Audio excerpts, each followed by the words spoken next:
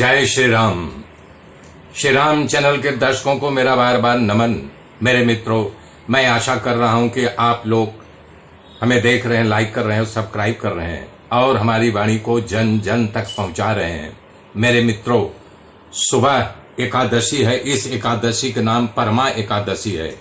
श्री युधिष्ठिर बोले कि हे जनार्दन, हे केशव, मलमास के कृष्ण पक्ष की एकादशी का क्या नाम है, उसके व्रत की विधि तथा महात्म विस्तार पूर्वक हमसे वर्णन कीजिए।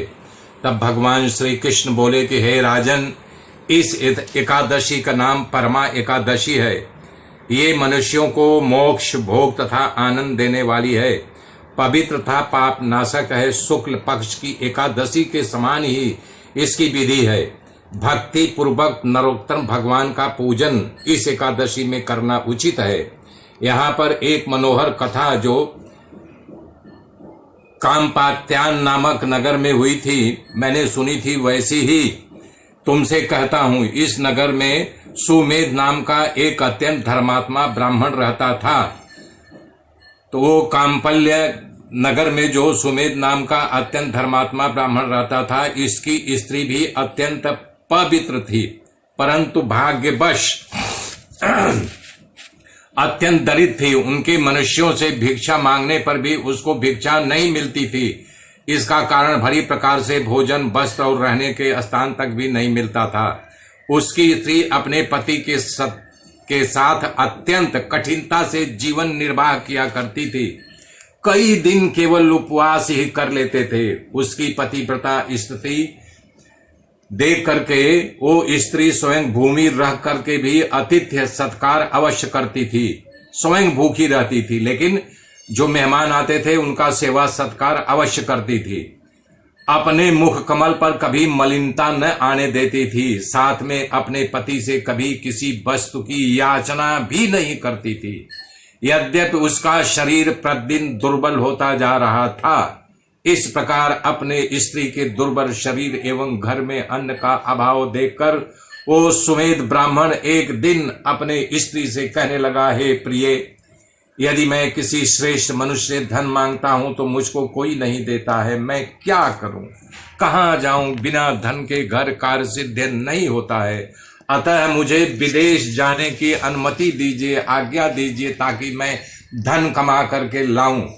बिना उद्यम के कार्य सिद्ध नहीं होता है। इसी कारण बुद्धिमान सर्वदा उद्यम की प्रशंसा करते हैं।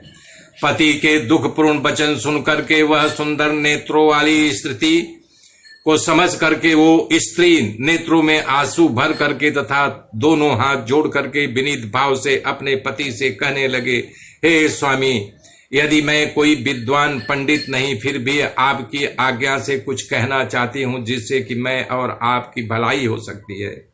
क्योंकि विपत्ति ग्रस्त मनुष्य सर्वदा यही कहते हैं कि मनुष्य को जो कुछ मिलता है वो पूर्व जन्म का दिया हुआ मिलता है। बिना दिए हुए स्वर्ण पर्वत, मेरू पर्वत आदि पर सब चला जाता है, वहां कुछ भी नहीं मिलेगा।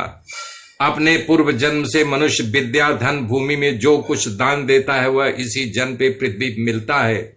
ब्रह्मा ने जो कुछ भाग में लिख दिया है वो इसी जगह मिल सकता है। बिना दिए कुछ नहीं मिलता है। स्वामिन, मैं आपके बिना क्षण मात्र भी नहीं रह सकूंगी। माता पिता, भाई बांधव, सास ससुर, दूसरे कुटुंबी जन कोई भी आदर सत्कार नहीं करेगा। सब पतिहीन तथा भाग्यहीन कह करके मेरी निंदा करेंगे। अतः इसी जगह पर रह करके जो कुछ मिले उसी में सुख मानिए। अपने स्त्री के वचन को सुन करके वह ब्राह्मण विदेश नहीं गया।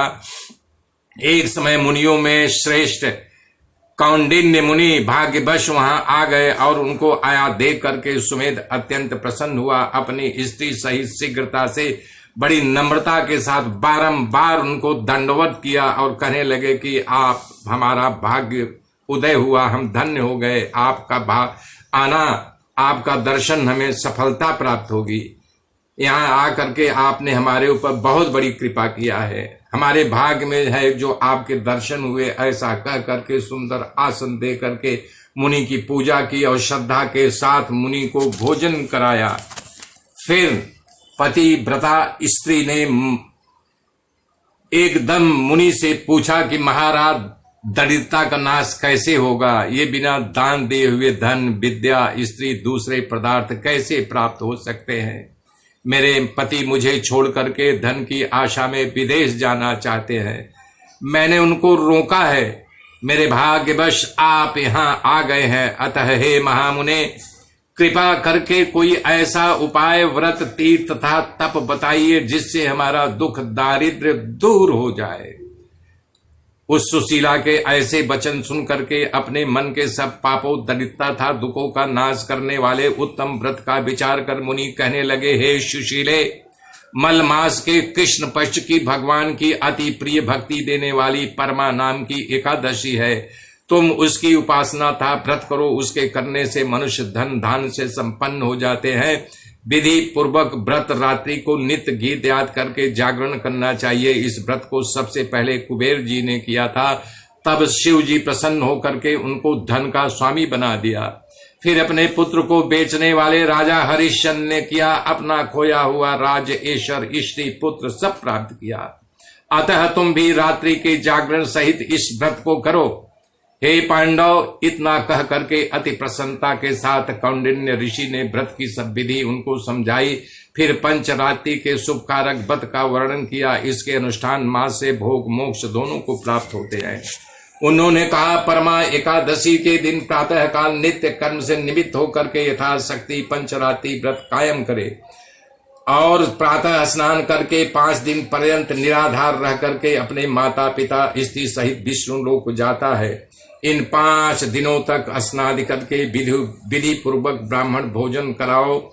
उसने देवता, मनुष्य, राक्षसों सहित सबको भोजन कराना चाहिए। जो स्नान आदि करके 5 दिन तक तिल भर करके पात्र का दान करता है, वह समस्त सुखों को भोग करके सुरलोक को आनंद करते हैं।